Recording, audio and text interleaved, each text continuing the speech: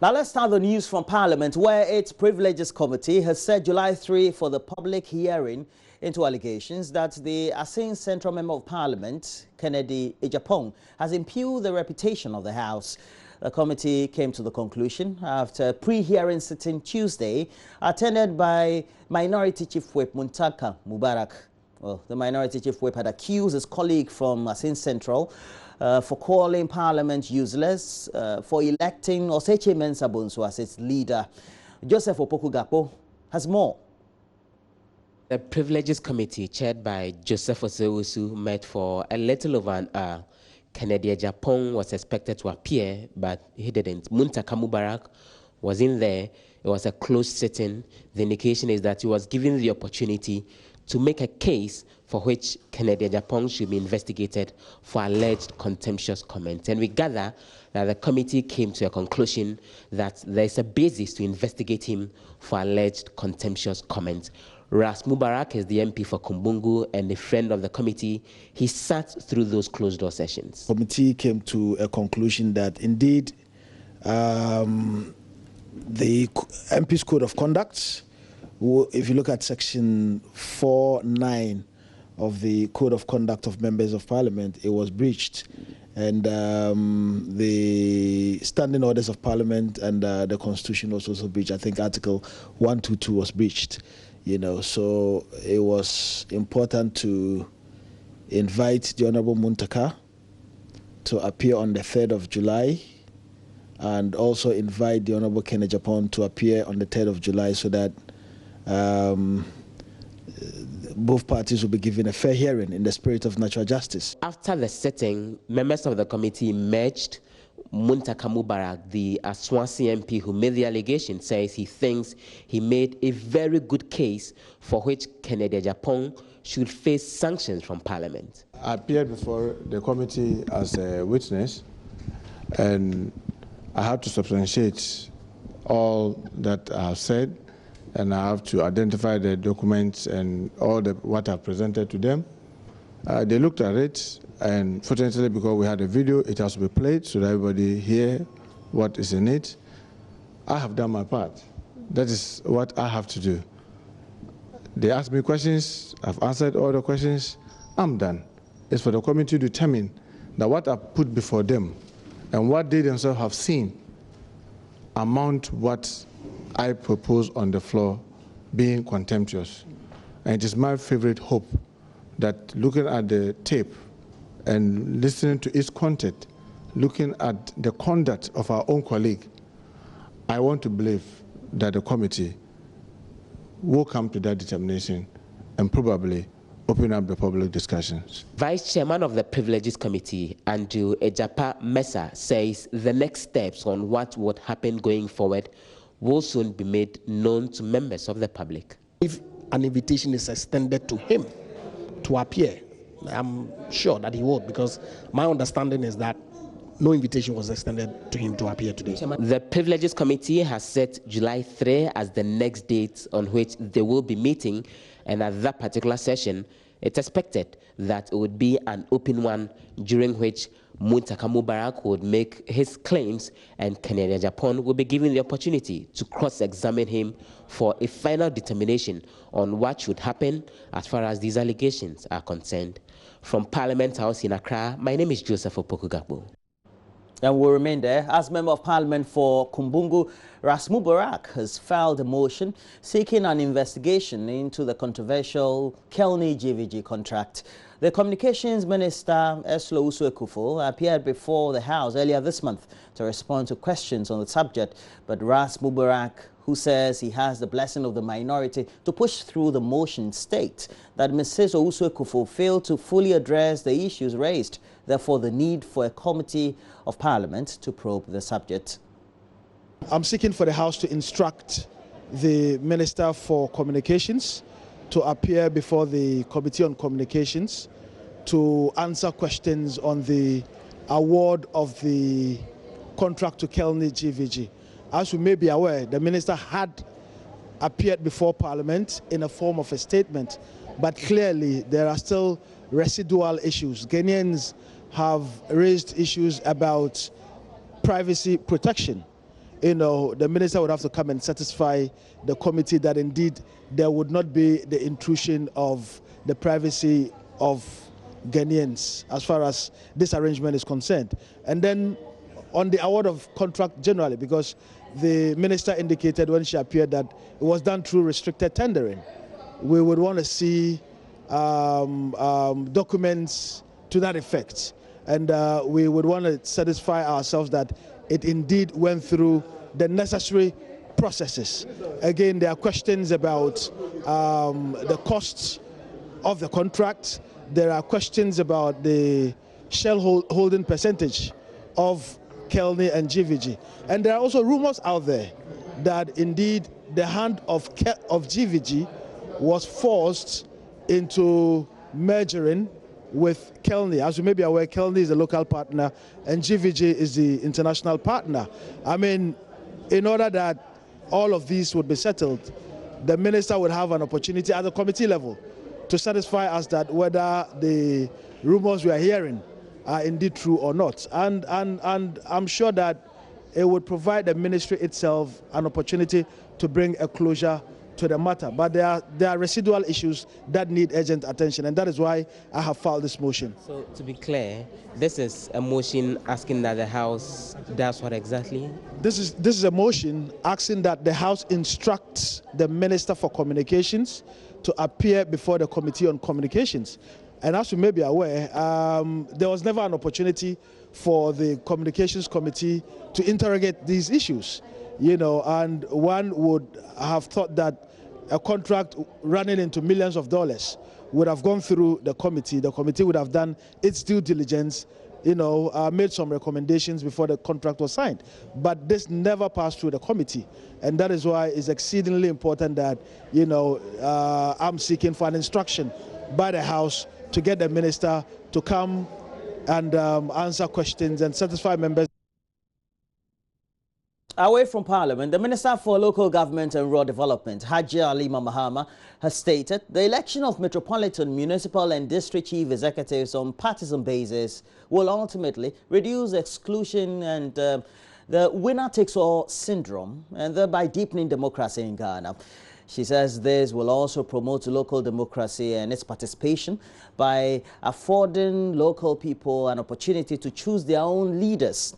Hajia Mahama was speaking at a sensitization workshop on first-time election of MMDCs in Ghana. Rafiq Salam has more in the following report. In the run-up to the 2016 election, a number of political parties, including the new Patriotic Party, promised to make the position of metropolitan, municipal and district chief executives elective on partisan basis should they win power.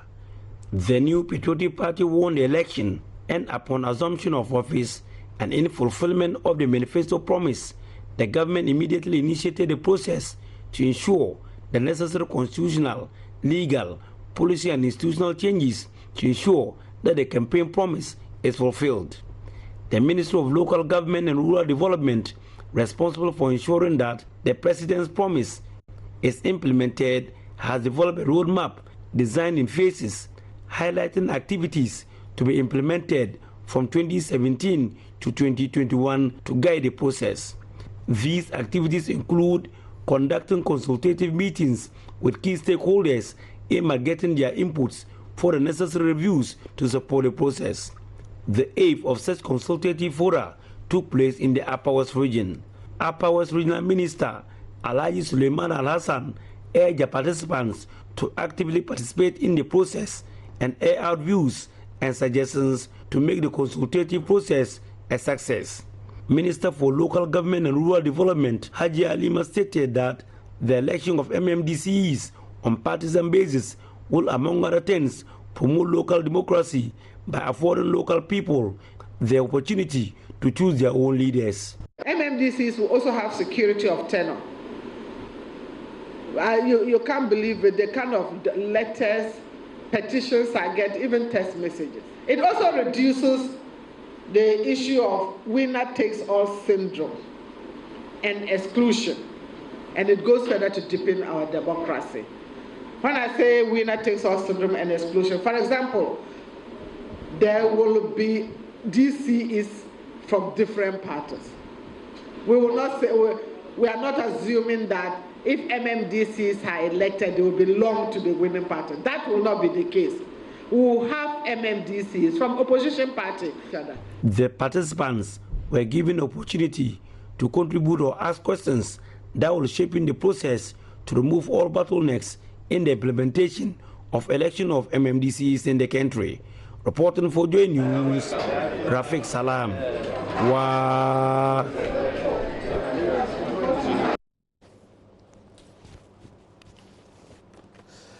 We take you to the Ashanti region next, where the Deputy Minister of Science, Technology and Innovation says the ministry will establish science parks and innovation centers nationwide to promote learning of the subject. Patricia PJ hints that these facilities will provide an avenue for practical study of science-related subjects. She told stakeholders at a science and technology seminar in Kumasi for females in basic schools that the centers will be ready by the end of the year. Madame Apiaje says the initiative will build children's problem-solving skills and increase female involvement in science, technology, engineering and mathematics. Because we believe that we need to make science an interesting subject, and therefore it is very important that we set up science parks across the regions of the country to ensure that children will understand, they will make it a practical, they will have a practical understanding of whatever they are learning. Senior research scientist at the Ghana Atomic Energy Commission, Dr. Nanama Brown-Kluche, entreated teachers to find innovative ways to teach science. Encourage a child or a student to whip up the interest in science. Teachers can do this in so many ways, teaching the subjects rightly and also encourage the students to learn the subject. One important point is encouraging the student to ask questions, as many questions as possible. The two-day Science and Technology Seminar Series in Kumasi was spearheaded by the NIDA Alumni Network Ghana with support from the College of Science, KNUST. Professor Ibok Odro is provost. There's also lack of interest, especially when it comes to the science-based courses at career, because most of us think that it's reserved for the men. The Danida-funded program seeks to whip up interest of girls in science. Lydia Otu is treasurer. This program was organized for females in Ayabiase RC Junior High School. The program seeks to expose these girls to the sciences, the courses in the sciences that we have here in the university. And we aim to raise awareness in these courses and expose them to career prospects. Reporting for JoyNews, Kwesi Deborah. And before we go, students and teachers of the Holy Trinity Lutheran School in Kumasi, they received a surprise package Tuesday afternoon when ACE investigative journalist Anas Aremeo announced paid an unannounced visit to the school. The visit follows the actions of 3 students of the school, including a 3-year-old nursery pupil who dressed like the undercover journalist during the school's recent career day. Well, the picture of the little girl went viral on social media, especially platforms like Facebook, with many admiring the gesture. And it's where Ohim Interior reports from. I urge you all to learn very hard in school, okay? And I want you to become doctors, lawyers, journalists, military men, policemen, to help build the nation forward, okay? What is my name?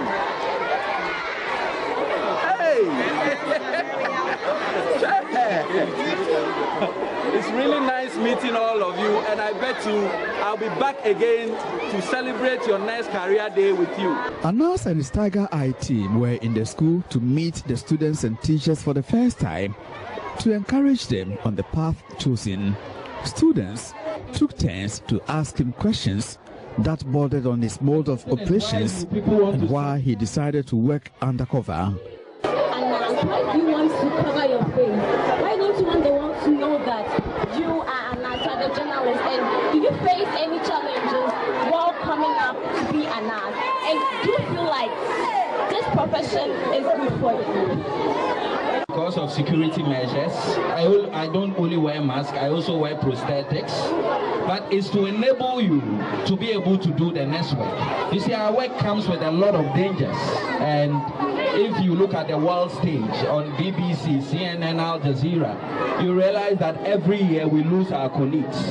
Every year people die. So in order to stop the bad guys from looking for you, we try to be under this mask, and other security measures are taken to ensure that we are not killed. But I must say that the utmost security lies with God. So we also pray to God to help us to stay alive every single day. Mother of the 3-year-old nursery pupil, Efiam Ponsan, has been explaining why she decided to dress her daughter in what has become known as the Anansi style. She revealed the child has been exhibiting traits of Anas at home. That day we were told to dress the children professional. So thinking about people dressing doctor, nurse, and a whole lot, I decided to make her neutral. So I dressed her Anas, and it's a support to Anas that he's doing a good job. And on one Casacras, it was it's her. Henrietta Kakari is manager of Holy Trinity Lutheran School in Kumasi. She is full of praise for Anas for taking time to visit the school in response to the school's career day. And this I don't think this is not the first career day that has been held in Ghana or in any school.